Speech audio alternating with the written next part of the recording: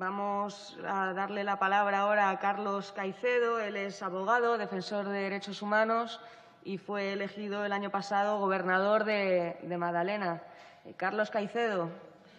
¿puedes encender el micrófono? Buenos días para todos. Un saludo de manera especial a los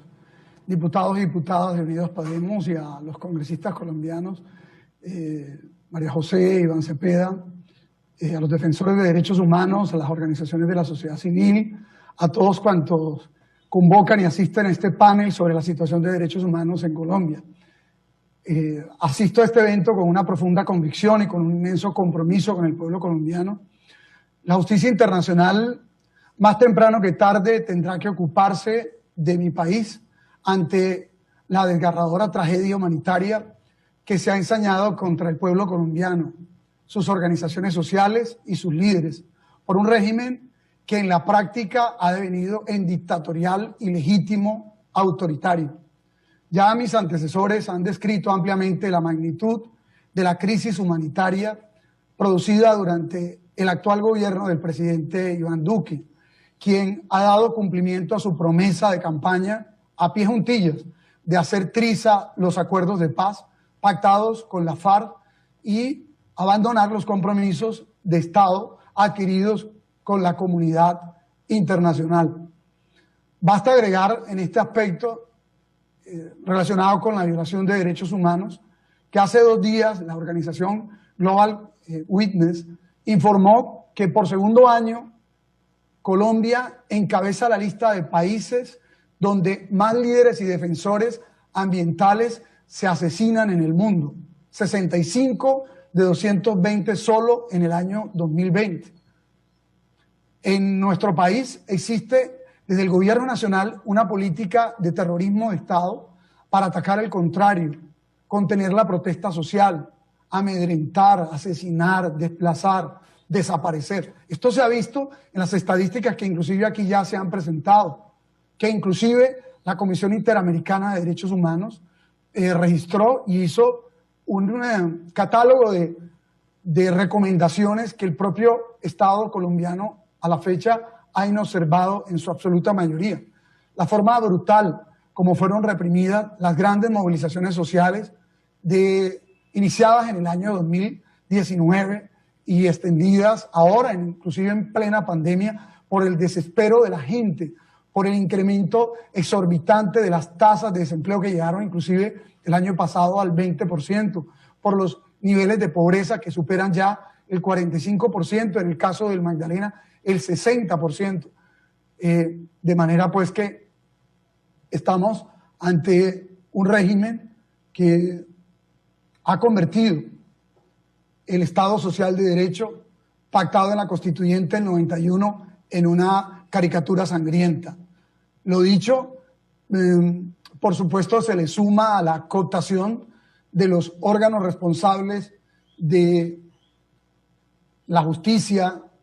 la protección de derechos a los ciudadanos a manos de funcionarios afines al partido de ultraderecha del Centro Democrático que lidera el señor Álvaro Uribe Vélez. Garantiza una amplia complicidad e impunidad frente a los desacuerdos y desmanes cometidos por agentes estatales de la fuerza pública, de las Fuerzas Armadas y los organismos de inteligencia. De manera que esa cooptación, por supuesto, les es funcional. Muchos de estos funcionarios, inclusive aún trabajando presuntamente junto a grupos narcoparamilitares. El departamento del Magdalena se ha convertido en un escenario de aguda confrontación social y política por efecto del comportamiento y el trato dado desde el gobierno nacional a la decisión tomada por los ciudadanos, tanto de la capital del Magdalena, que es Santa Marta, que es la ciudad más antigua de este país, quienes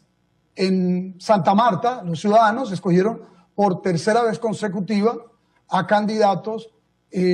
progresistas del proyecto político que fundamos en el año 2017, un proyecto de izquierda, alternativo, democrático y popular, y escogieron en esta última oportunidad a una compañera, una mujer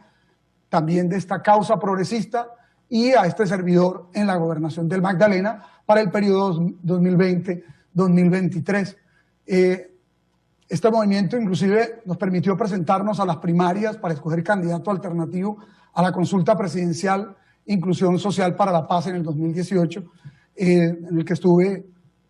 junto a Gustavo Petro. Los planes o los clanes estos pues, familiares y los políticos tradicionales han visto amenazados sus intereses económicos y el poder político, lo que entonces desató una feroz estrategia de desestabilización y bloqueo contra nuestros gobiernos, tanto obligatorio cumplimiento a nivel nacional en este territorio, en el desespero que tiene porque se sigue abriendo camino este proceso de cambio.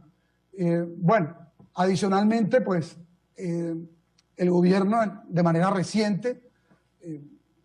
se ha convocado con todos estos sectores políticos para articular el bloqueo a la gestión departamental. Más de 32 proyectos de ordenanza que le presentamos los hunden, y todo esto está orientado por el propio gobierno. ¿A quién afecta esto? Pues a la comunidad, porque estamos buscando a través de estos proyectos garantizar sus derechos fundamentales a la educación, a la salud, al empleo.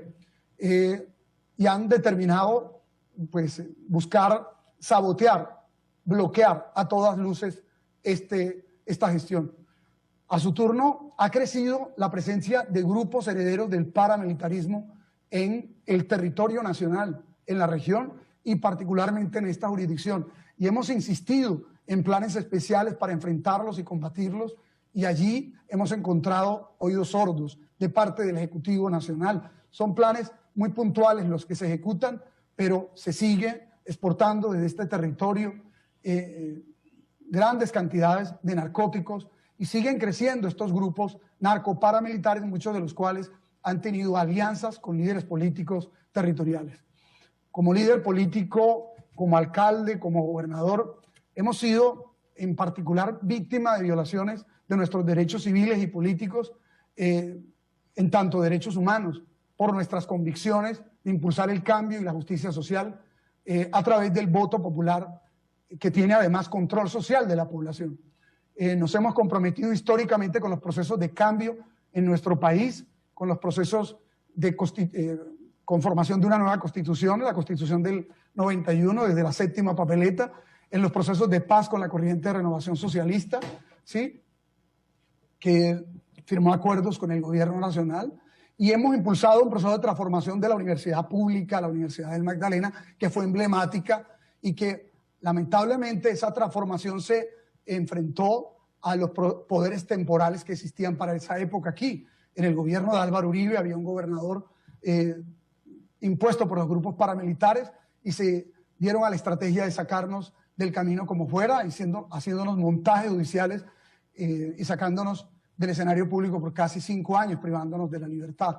Y eso lo hizo el fiscal que recientemente absolvió al presidente Uribe, el señor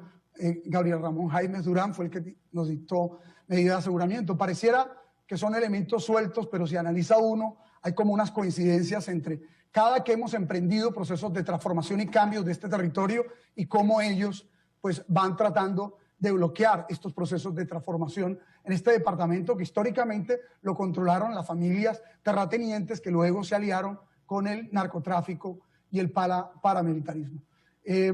Nosotros, pues, por supuesto, queremos dejar sentado aquí la denuncia de las violaciones de las que hemos sido objeto por parte de estos sectores políticos, y ahora directamente por parte del presidente Iván Duque. En síntesis, el núcleo duro de los derechos civiles y políticos consagrados tanto en el sistema universal como en el sistema americano se nos han vulnerado, y queremos presentar este testimonio ante el Congreso de Diputados porque, sin duda alguna, la suma de la caracterización de la radiografía que han presentado los panelistas y que van a seguir presentando debe llevar a una conclusión, y es que no hay mérito ninguno para darle un reconocimiento al presidente Duque. Quiero finalmente, además, denunciar que el presidente Duque ha venido interviniendo descaradamente en asuntos internos de diferentes países de América, afectando dos principios fundamentales en las relaciones entre los países: la soberanía y la libre autodeterminación, como se probó en las elecciones realizadas en Estados Unidos, en Ecuador, en Perú, o como inclusive las acciones que ha adelantado contra Cuba, nación solidaria con Colombia en los procesos de paz, o la feroz intervención llevada a cabo contra el pueblo de Venezuela y su gobierno, o en el propio tenebroso episodio del asesinato del presidente de Haití, en el que el presidente Duque aboga por estos mercenarios sin pudor alguno. Por todo lo que hemos expuesto aquí, les solicito en nombre de las víctimas del terrorismo de Estado y en consideración a las sistemáticas violaciones a los derechos de los colombianos, que no tienen presentación ni justificación alguna, se le conceda a Iván Duque Márquez, presidente de Colombia, una distinción que no sea la de ser un presidente que viola los derechos humanos, la Constitución colombiana y los principios democráticos. No merece ninguna otra. Gracias a todas las personas que se han manifestado a favor de las garantías y la protección de mi vida, la de mi familia, la de nuestro equipo de trabajo, a muchos de los eurodiputados que nos acompañaron en este periplo por Europa y a muchos de ustedes. Mi entera gratitud por siempre. Gracias, apreciados y apreciadas.